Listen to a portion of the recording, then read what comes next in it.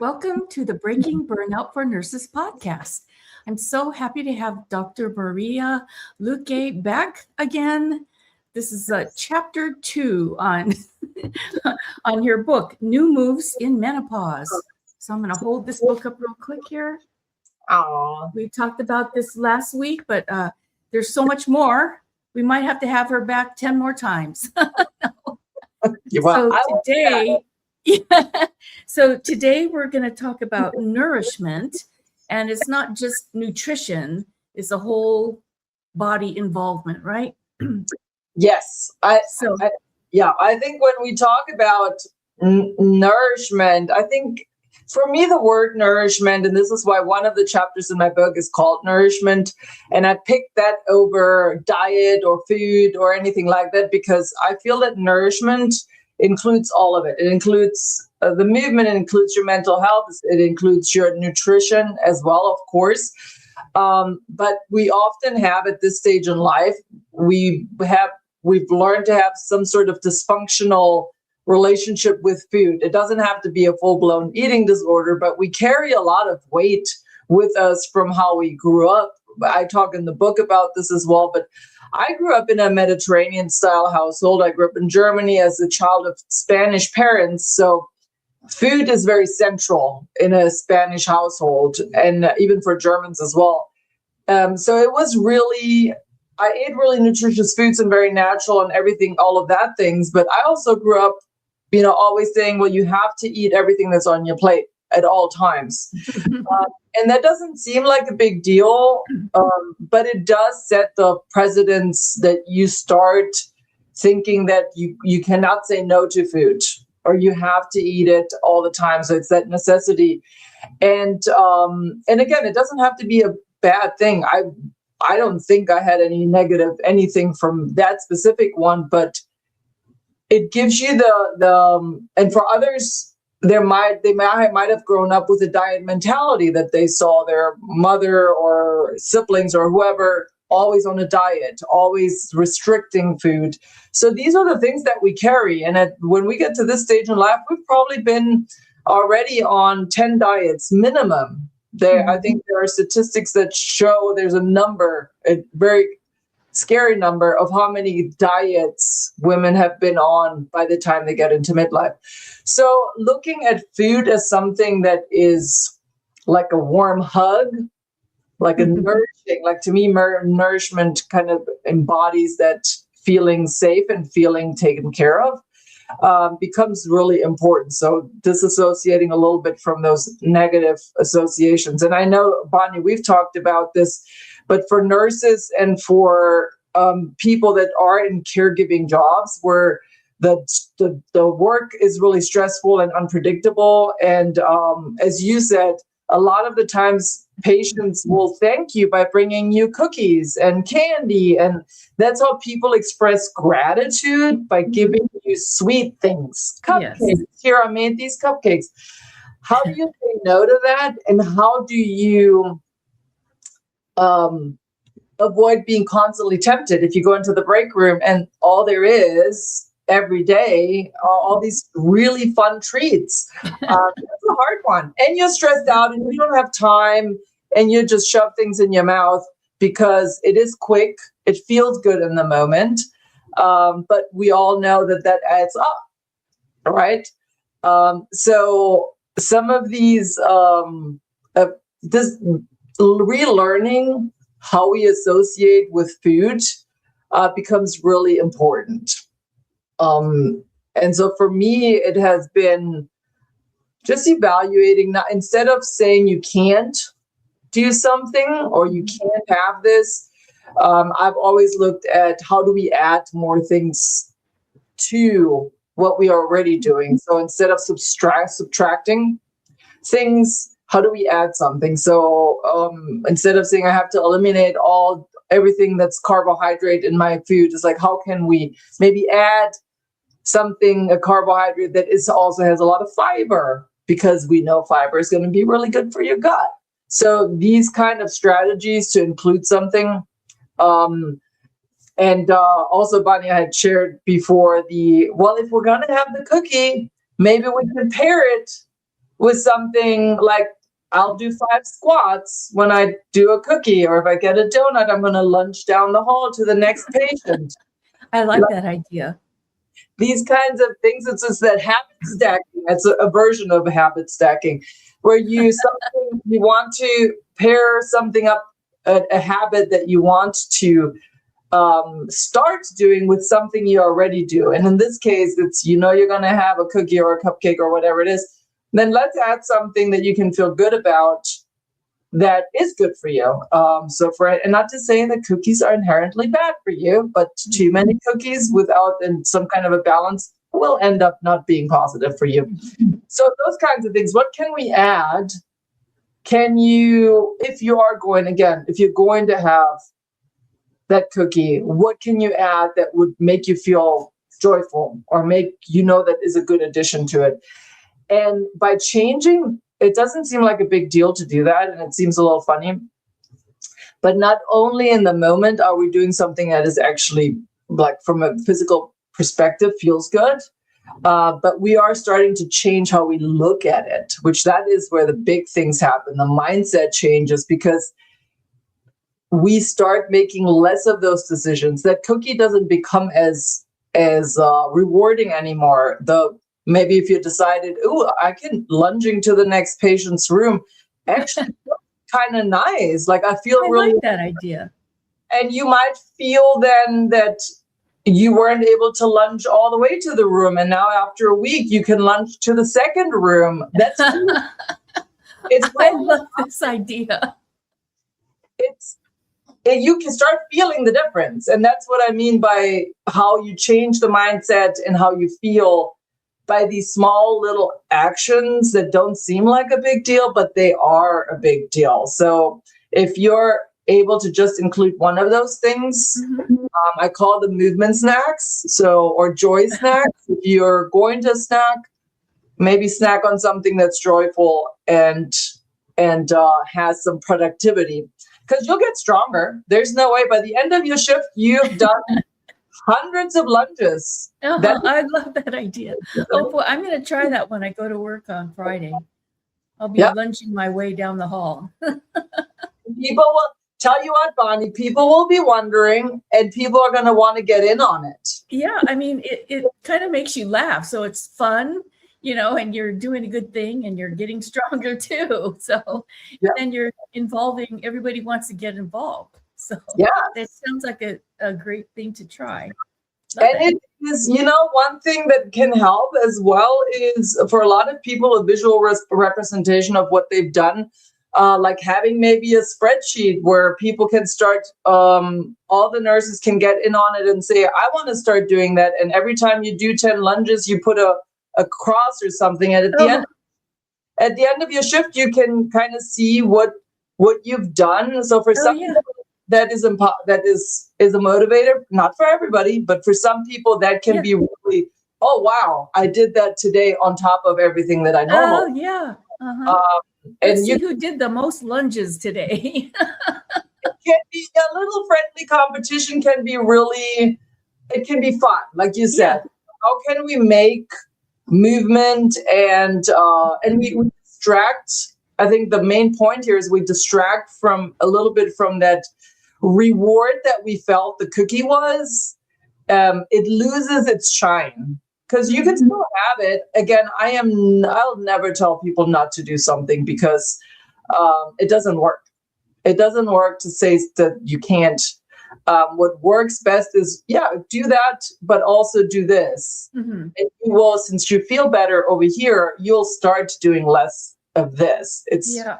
I have seen it happen over and over and over and over again I've been working in this industry for 2 decades, and it always works. But that beginning is hard. But when you have a community and you work in a group, if you're working at a hospital or wherever you're working, there are other people that are going to be inspired by you, and even your patients will be inspired, because they're like, oh my God, look at them. Just lunging into the room. They'll go, what is wrong with that nurse? Nothing. Look at her with her big smile on her face. Here, I've already done 500 lunges today. What have you done? forget about steps, right? We're going to do lunges. Steps are so passé. You're doing those already anyway. The lunges are going to make your legs so much stronger. And absolutely. And get a little cardiovascular activity in there as well. And that's a fun way to do this. But also from a nutritional perspective, I think when you know that you might get derailed by time, being prepared, and I know you've probably heard this a million times already, but preparing at least one snack. Maybe you're not into preparing your entire lunch or the entire food, but how can you start with a baby step? I'm big on baby steps because those are sustainable, those are doable, they don't feel overwhelming. So what could you take to work that is a snack that is satisfying to you? Saying you're replacing a cookie with a carrot, that doesn't sound appealing. So what is it between that could make it more attractive? There are tons of recipes of high fiber cookies or treats that you could still have your treat, but now you added some chia seeds, some flax seeds, some protein in there. So that you kind of combine your treat with something that has a lot of nutrition in it. And again, you become, a little bit of a inspiration to your patients that might be able to see that, oh, look, I can still have a cookie, but look at this cookie I created that now has, a bunch of nutrition instead of just sugar. Preparing ahead of time, like just to do, like I work 2 12s, but full time is 3 12s. But if you just prepare like 3 days of snacks ahead of time, then it's so much easier. Yeah. So then you're not as tempted when you walk into the break room and there's like a box of Krispy Kreme donuts there, you could have your snack instead. So yeah, I like that idea. We tend to be tempted to want to do that when our bodies feel like they're not nourished. Because if you are nourishing your body in a way that is satisfying to you and not restrictive, again, that's a restriction issue there as well, then you're not going to be as tempted to have a random cookie. I'm partial to donuts. Donuts are very hard for me to say no to, but they have to be good donuts. Like I just have a crappy donut just for it to have a crappy donut. Yeah. And so it's because you attach, I've learned to attach, not that I can't have it, but if I'm going to have it, I want to thoroughly enjoy it. Yeah. So you say, this feels good to me right now from a satisfaction perspective versus I ate 5 cookies that weren't really good and now I feel like crap. Yeah, you could be a donut snob or a cookie snob. You only eat certain ones that are high quality. You're going to do it, right?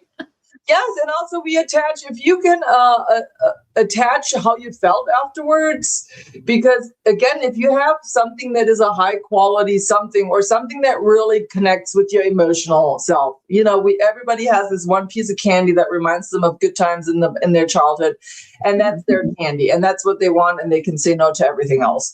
But put out some Three Musketeers to some people, and they're like, Three Musketeers is my thing. I always have to have those.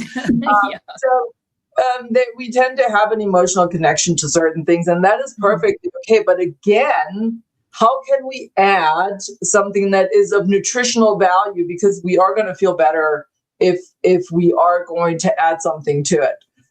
You can, if you have the donut, what else can you supplement that with to make sure that your gut gets what it needs to get as well? So those are small things, and I'm not saying we need to do all of these things at the same time. I actually discourage people from taking on too many strategies, because you can say, oh yeah, this all sounds really exciting. Yeah, I'm going to do this and this and this and this, and then you don't do any of them. Yes. So pick one of the things. So for me, picking movement, a combination of movement is always the best. And it doesn't have to be attached to a cookie.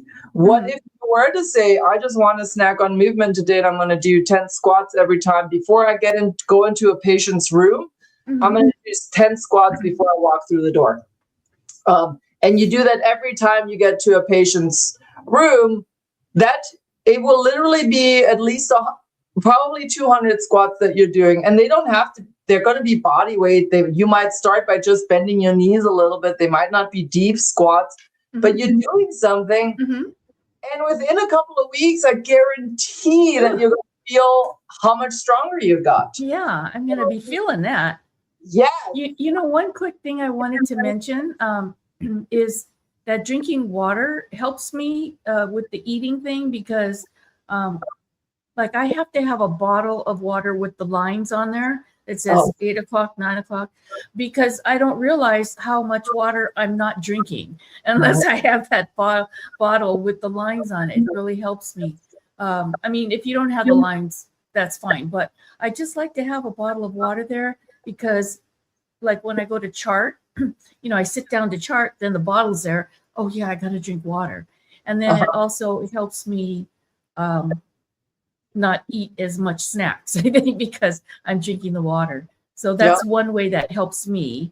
And Bonnie, I'm glad you brought this up, because a lot of times people that are more tempted to have that sugary treat, it's a sign of dehydrated, like you haven't been drinking, you're actually thirsty.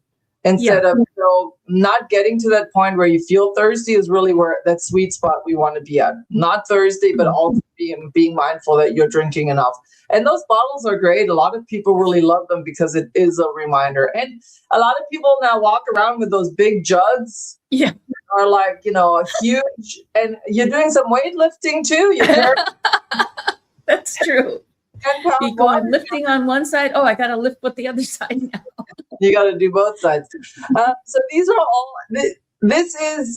These are tips that are applicable. Anyone can do this. You can do this. You can start with 5 of anything. So if you're including, and you can start with prepping one snack for one day that is going to be more nutritious, that gives you energy instead of tanking energy. So thinking about these small changes that you can make, pick one of those and apply that tomorrow or next week. My ideal is always pick the one that you can do tomorrow, instead of something that requires you to go to the store and buy things, to prep things. That's why movement becomes such an easy one to do, because you don't have to buy anything. You could go to shift tomorrow to work and do 5 squats. Like, that is something that you could do, and you are going to feel better. And that is nourishing to the body and the soul, because you will make better decisions when you feel. Yes, I love that. Well, Dr. Maria, thank you so much for being on my show. I just wanted to mention that, you know, your book, again, hold up your book. Yeah, we both have it. So one thing I really love about your book is, again, the small steps. Like, you don't expect us to change, you know, all at once to work with menopause. You know, you have a lot of small steps you could do that are doable, and, you know, not expecting a great change overnight, just over time, dealing with things as one small step at a time. And we get to choose what small step we're going to take, right? You give us a lot of ideas. And so anyway, I love your book. We're gonna put a link in our post so that you could buy her book, New Moves in Menopause. And again, tell us your website and your to get a hold of you. Yes. So my website is so Dr. Maria Luque, MARIALUQUE.com. And the book website is going to be just newmovesinmenopause.com. That's a great way to purchase the book. And both of those websites will have links to contact me.